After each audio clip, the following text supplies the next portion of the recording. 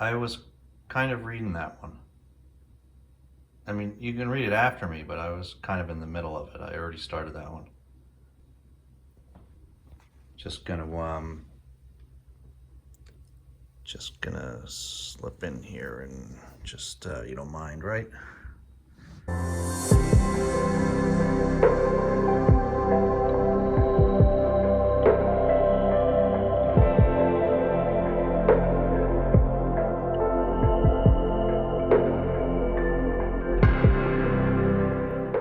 Hi everyone, it's Dave and Olive. Thanks for joining us today at Book Blather, where we talk about books of all types.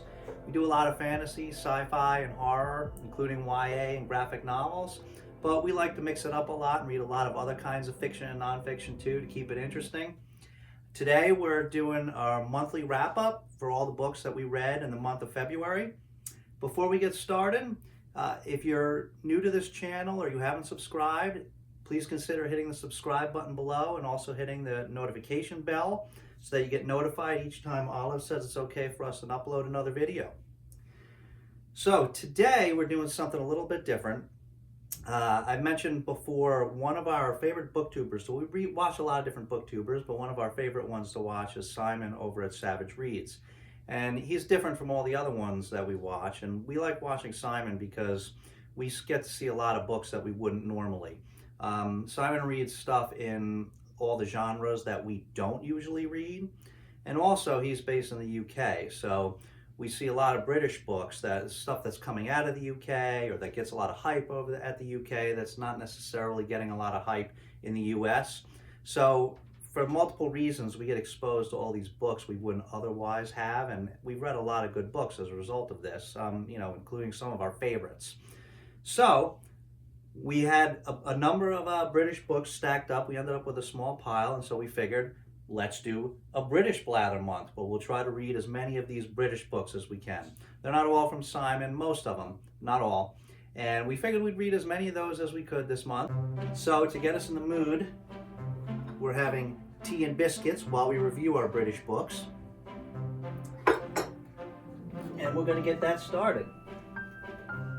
Do you want Earl Grey or English breakfast? You want the English breakfast? That's a good choice. Okay, I'll put English breakfast in yours and mine. And okay, so I'm gonna go get the water started so we can have our tea. I'll be right back.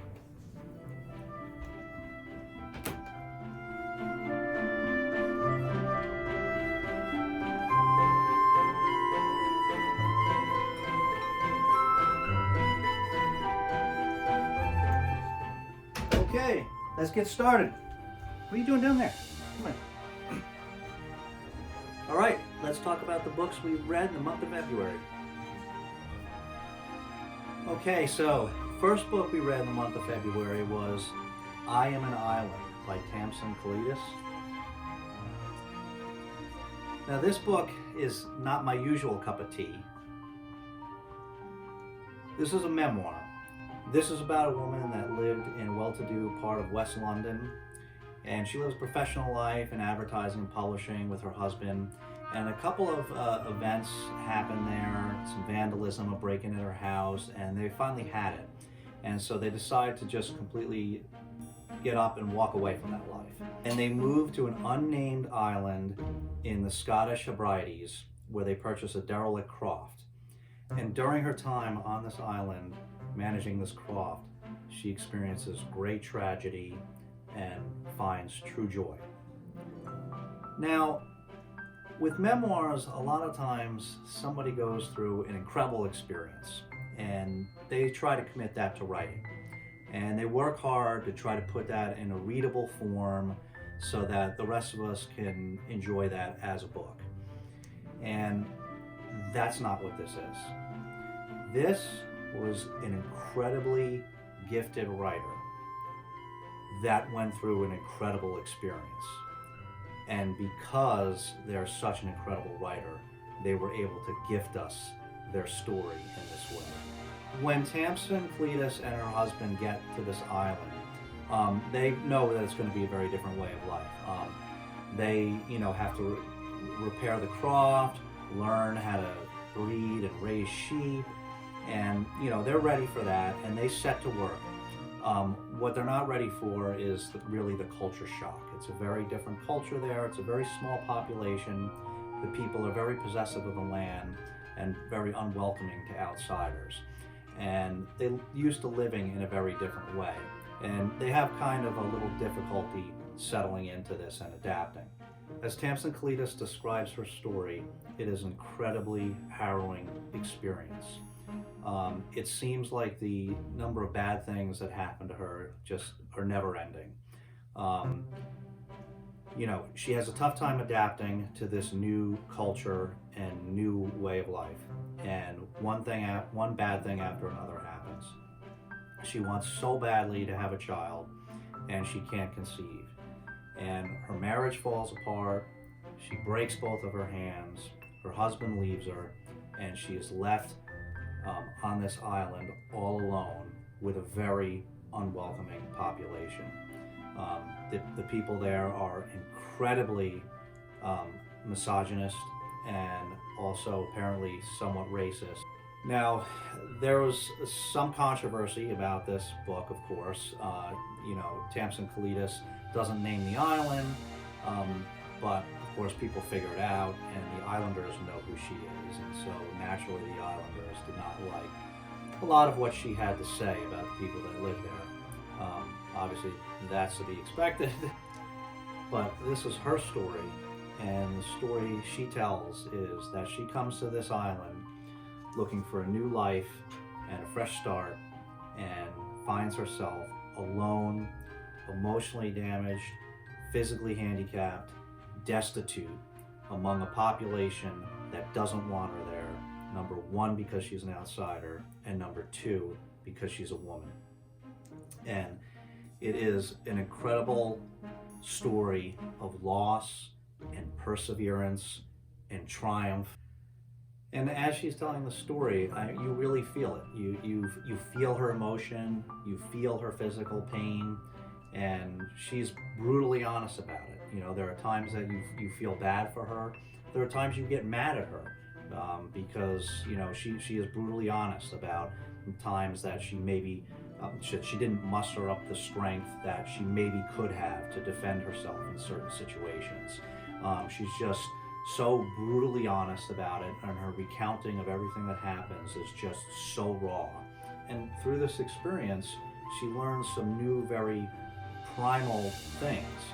She learns how to truly commune with nature, forge loving relationships with other creatures when human beings have mostly failed her. And as I said, it's a story of loss and perseverance and triumph, and a story of finding new love and peace in new and unexpected ways. And it's just it's a testament to the dominability of the human spirit, and all packaged in some of the most beautiful writing that I can remember reading. The writing is just, it's unbelievable. It employs every literary device. The whole thing is basically it's full of metaphor throughout. You see everything and you feel everything, and this is just an absolutely incredible book. Okay, so you wanted the English breakfast tea, right? You said?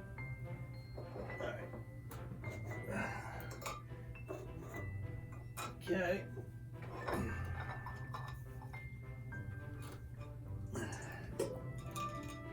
All right, I hope you like this one, because I usually have the Earl Grey, and but you probably like it. They're both good. Put some here.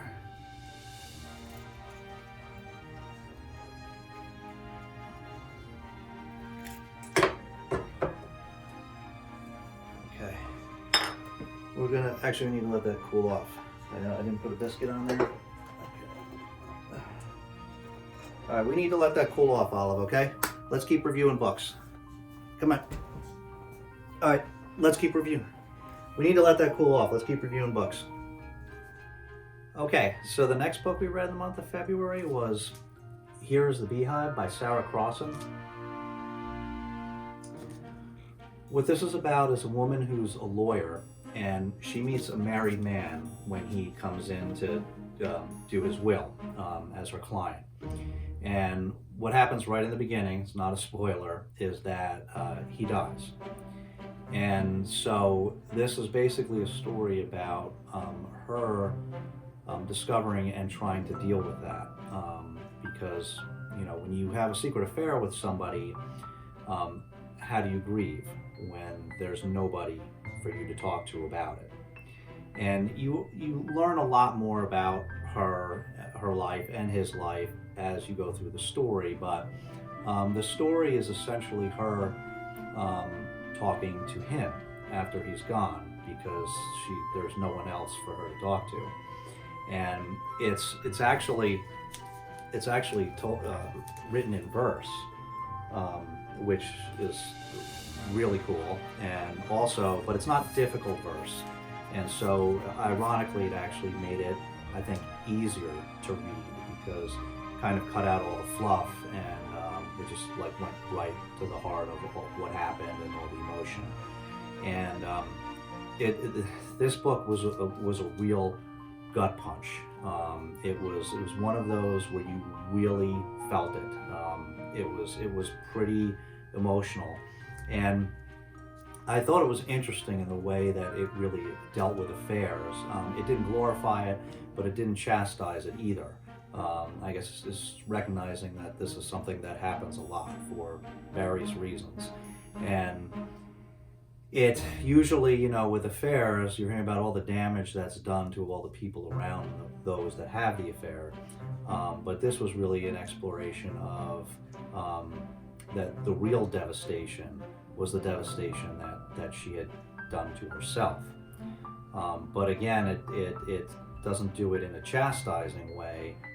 It really does it kind of sympathetically, so that you kind of see the devastation that she's wrought, but you feel for her, because obviously she had never intended for this to happen. So this is another 5 out of 5 stars, second 5 out of 5 stars for the month. It was a quick read, but it was really powerful. Here, hold on, back up.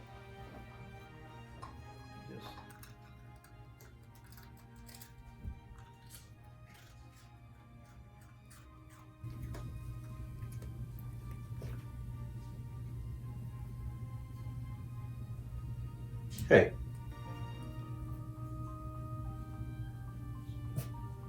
Okay, the third book we read in the month of February is Paradise Block by Alice Ash.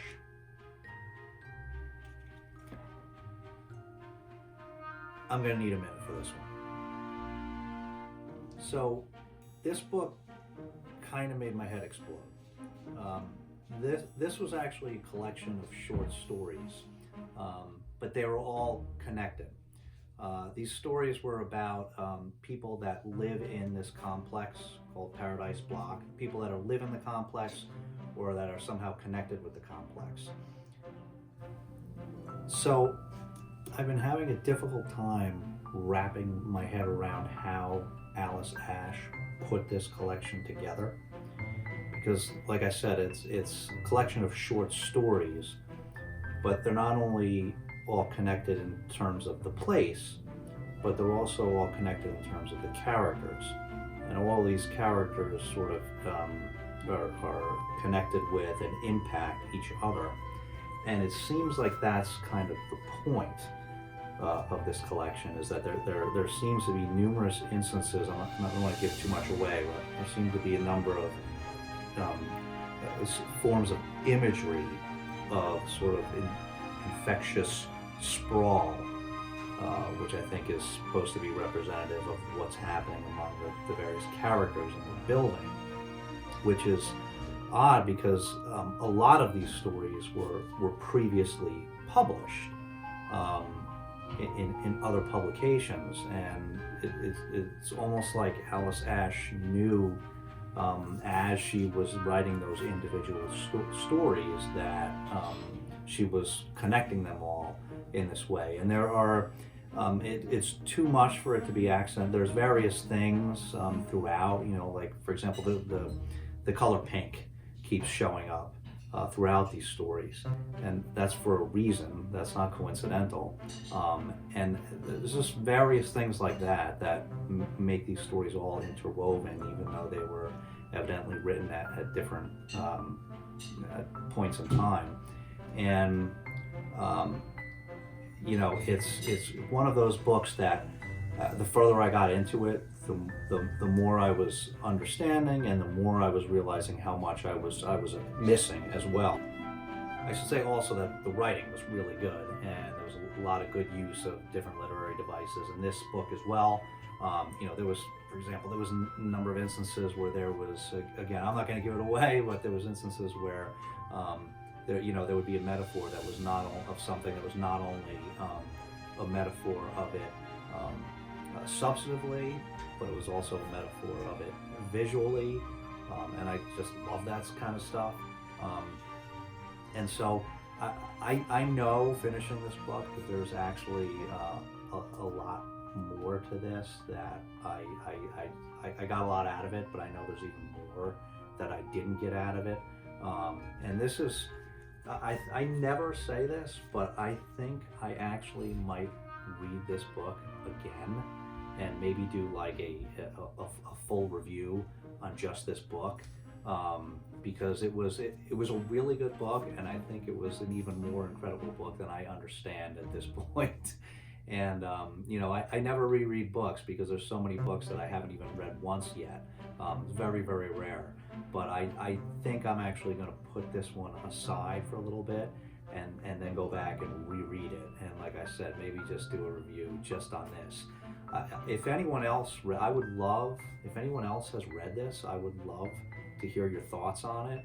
And if you haven't, I would love for people to read this so I have people to talk to about it, because like I said, it was just, it kind of just made my head explode, just both in terms of just in terms of the content and how it was all put together, but also in terms of how she kind of did it piecemeal. So I'm really both impressed and confused with this book, and but I really enjoyed it, and like I said, I'll probably read it twice. You want to try some of the tea?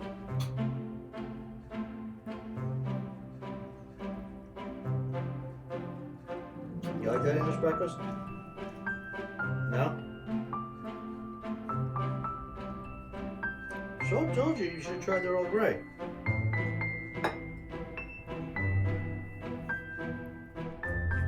Okay, and the last book we read in the month of February is Lanny by Max Porter. Max Porter has written a couple of books to pretty wide acclaim. This book was longlisted for the Booker Prize.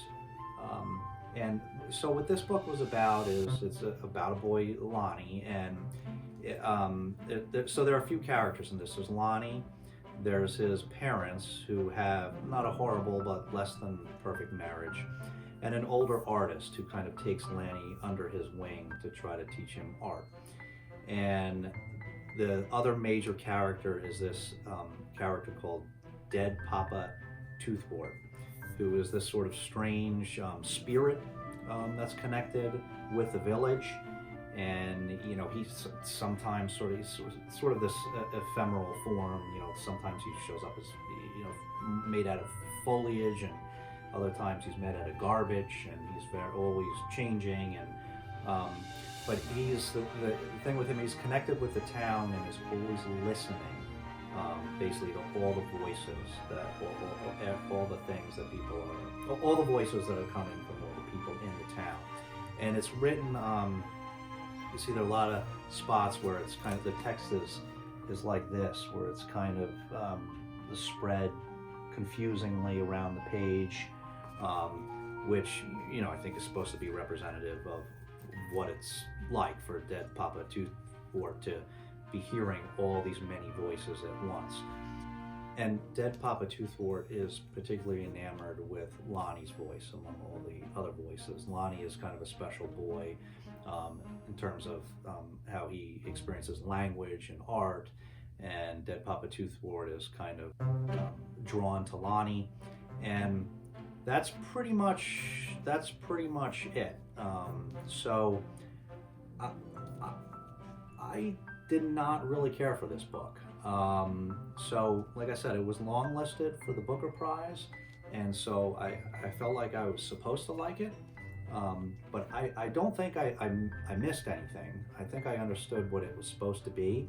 So there's really no plot to speak of. There's one thing that happens that you're kind of waiting to see, you know, what the result is. But that's, I mean, there's really no plot. And I don't think it was supposed to be. I don't fault the book for that. I don't think it was supposed to be that. I was think it's an experimental fiction, and you know, I think it was supposed to be playing with language and you know, kind of visually creating this. What this you know, part of the book is all this strange language that I showed you. Dead Papa Toothwort listening to the voices, and then part of it is all the different people and what they're thinking as this one plot point that happens, what all these different people are thinking about it and how they're all experiencing it. And so I think it's supposed to be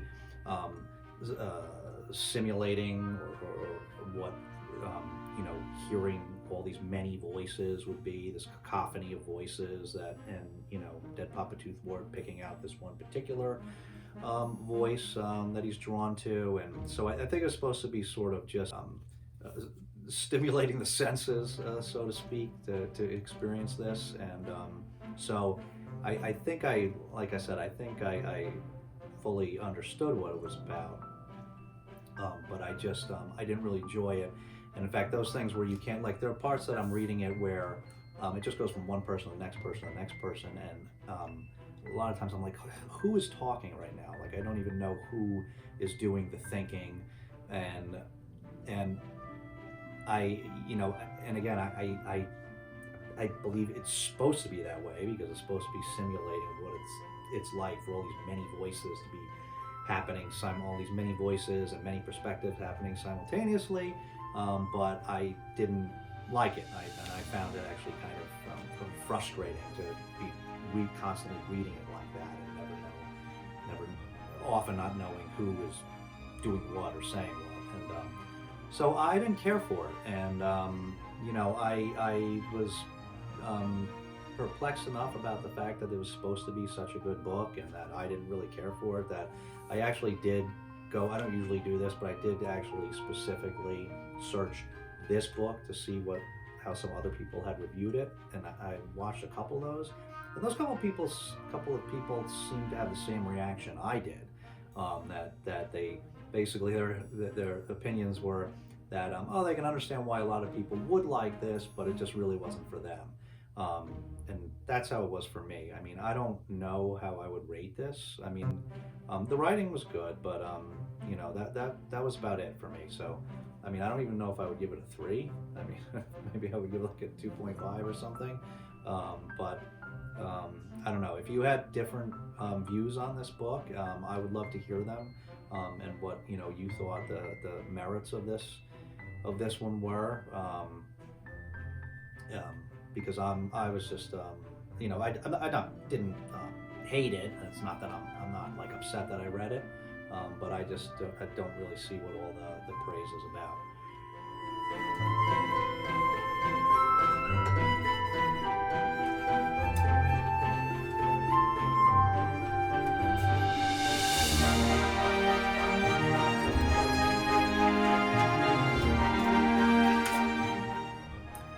Okay, so that's it. That's all the books that we've read in February. We were hoping to read one more, but we didn't get to it in time. So, like I said, most of those books were things that I had seen at Savage Reads. One of them was I had seen at Sunbeam Jess.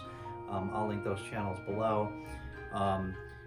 Thank you so much for watching. We really appreciate it. If you like this video, please give it a thumbs up. Please consider subscribing and hitting that notification bell so you know when we post more videos. I'd love to hear your thoughts on some of these books, or if you have some recommendations for other British books that you think we should read. I'd love to hear it in the comments below. Please don't be bashful and leave us a comment, and we'll see you next time.